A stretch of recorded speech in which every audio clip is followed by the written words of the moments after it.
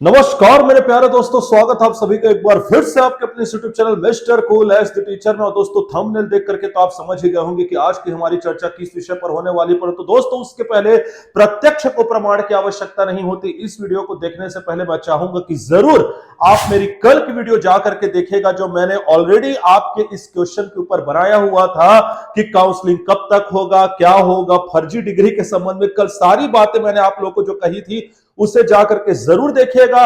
और ये मैं किस लिए बोल रहा हूं दोस्तों, क्योंकि मेरे एक सब्सक्राइबर ने भी मुझे मैसेज किया इंस्टाग्राम पर कि सर आपने जो कुछ भी कल की वीडियो में कहा था वही हूबहू बातें आज सुनवाई में हुई है।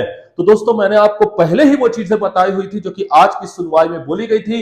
इसीलिए मैं चाहूंगा कि आज की सुनवाई की वीडियो भी आप जरूर देखें, जो कि अभी मैंने अपलोड की हुई है, उसे जा करके देखें। इन दोनों वीडियो को देखने के बाद जब आप इस वीडियो में आएंगे तो आपको और अच्छे तरीके से चीजें समझ में आएंगी। तो चलिए दोस्तों बिना समय गवाए अब स्टार्ट करते हैं वीडियो को। इसके पहले अभी भी 50% ऐसे लोग हैं जो इतने एक्यूरेट और ऑथेंटिक इंफॉर्मेशन देने वाले चैनल को भी बिना सब्सक्राइब किए देख रहे हैं, तो भैया चैनल को सब्सक्राइब करके वीडियो को देखा करिए, आपको और भी आनंद आएगा। तो चलिए दोस्तों ब्रेक डाउन करना चालू करते हैं, एनालिसिस करना चालू करते हैं आज के वीडियो की। देखिए दोस्तों सबसे पहले तो यहां पर जैसे ही सुनवाई शुरू होती है तो यहां पर ऑनरेबल जज के द्वारा याद किया जाता है पिटिशन, माफ कीजिएगा, रिस्पोंडेंट के वकील को।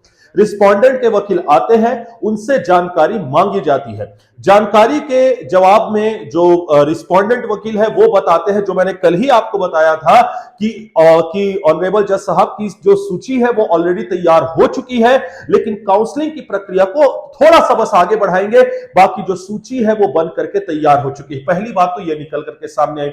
दूसरी इंपॉर्टेंट बात जो यहां पर मेंशन हो गई, जिससे ये पुख्ता हो गया कि कितने लोग ऐसे हैं जिनके पास डीएड और बीएड दोनों की डिग्री है और जो इस काउंसलिंग के लिए अप्लाई करने वाले हैं, उनकी संख्या है दोस्तों 52। जी हां दोस्तों 52 उनकी संख्या है।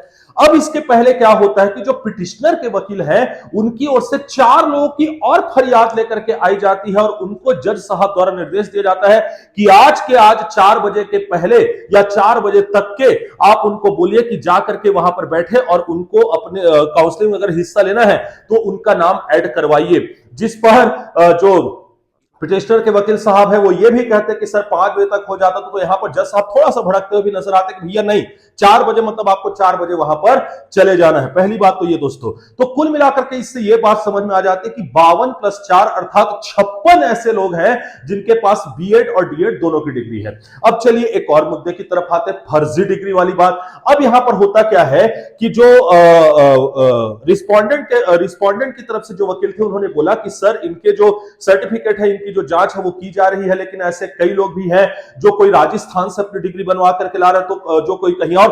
ये बात पूरी हो ही नहीं पाती कि ऑनरेबल जज सीधा टोकते हुए कहते वही बात जो मैंने कल आपको बोली हुई थी कि उन्होंने अपने ऑर्डर कॉपी में स्पष्ट रूप से लिखा हुआ था इसके पहले जो सुनवाई हुई थी उसमें कि भाई ये मैं सिर्फ इंटरिम रिलीफ दे रहा हूं, गुण और दोष की विवेचना मैं नहीं कर रहा हूं।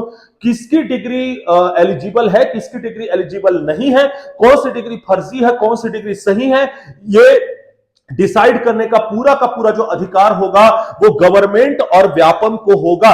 तो यहां पर वे रिस्पोंडेंट को यही बोलते हैं कि आप अपनी कार्यवाही अब अपने हिसाब से करिएगा। मैंने उनको काउंसलिंग में शामिल होने के लिए बोला था, लेकिन वो डिग्री ओरिजिनल है या नहीं है यह तय करना पूरी तरीके से आप लोगों के हाथ में है। इससे ये वाली बात भी स्पष्ट हो जाती है। अब इसके बाद क्या होता है कि यहां पर ऑनरेबल जज के द्वारा एक बहुत ही अच्छी बात कही जाती है दोस्तों, जो कि आपको और कोई यूट्यूबर नहीं बताएगा। हाँ, अब इस वीडियो के बाद भले ही बता दे तो अलग बात है, जिसमें उनके द्वारा एक बात कही जाती है पिटिशनर के वकील साहब को। पिटिशनर के वकील साहब को, जिनका नाम श्रीमाली जी था, उनको कहा जाता है कि भैया अब मैं कोई भी इस मामले में और पिटीशन किसी का अलग से नहीं लूंगा। इसका तात्पर्य है दोस्तों कि कल मुझसे एक व्यक्ति ने पूछा भी था, जिसका मैंने कमेंट का अलग से उत्तर दिया था कल की वीडियो में। उन्होंने पूछा भी था कि सर जिन्होंने केस किया है क्या उन्हें ही काउंसलिंग में हिस्सा लेने का मौका मिलेगा? दोस्तों आपको आंसर मिल चुका है, 52, 4, 56 लोगों को ही मौका मिल रहा है। पहली बात तो ये। फिर यहां पर ऑनरेबल जज के द्वारा एक बात कही जाती है कि अब मैं किसी का एक्सेप्ट नहीं करने वाला हूं। क्या ऐसे ही हम दिन भर करते रहेंगे, आप लेकर के आते जाएंगे किसी नए पिटिशनर को, हम ऐसा दिन भर करते रहेंगे? तो ऐसा नहीं होने वाला। तो पाहिल साहब के द्वारा कहा जाता है कि सर मैं तो नहीं करूंगा। तो यहां पर ऑनरेबल जज लाइट मोड में कहते हैं कि आप नहीं करेंगे तो आपकी जगह कोई और वकील लेकर के आ जाएगा। तो अब इस मामले में किसी प्रकार का कोई भी पिटिशन एक्सेप्ट नहीं किया जाएगा। और फाइनली दोस्तों लगता है कि यह मामला पूरी तरीके से सेटल हो चुका है। तो यह था दोस्तों पूरे के पूरे सुनवाई का विश्लेषण, और एक एक बातें जो आप लोग के लिए इंपॉर्टेंट थी वो मैंने आपको बताई। अब रही बात काउंसलिंग की, दोस्तों बहुत जल्द आपको काउंसलिंग की भी न्यूज मिलेगी। कल के वीडियो में भी मैंने कहा था कि आज 10 तारीख को कुछ ना कुछ बड़ा जरूर होगा, और देखिए दोस्तों हो गया।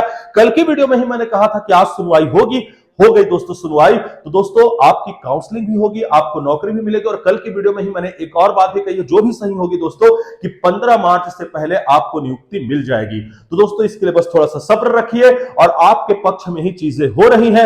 आई नो कि जो विलंब होता है तो मन दुखी हो जाता है, मन को समझ में नहीं आता कि क्या करे बस, लेकिन इंतजार की थोड़ी सी घड़ियां बाकी रह गई है दोस्तों, फिर आपके सामने खुला आसमान होगा और आप अपने स्कूल के बच्चों के साथ होंगे।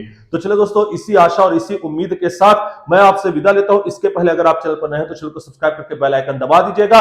डीएड ज्वाइनिंग का काउंसलिंग के लिए आपको डॉक्यूमेंट्स की तो जरूरत पड़ेगी कि कौन से डॉक्यूमेंट को किस प्रकार से भरना, तो एक चयनित शिक्षक से अच्छा आपको ये कौन बता सकता है।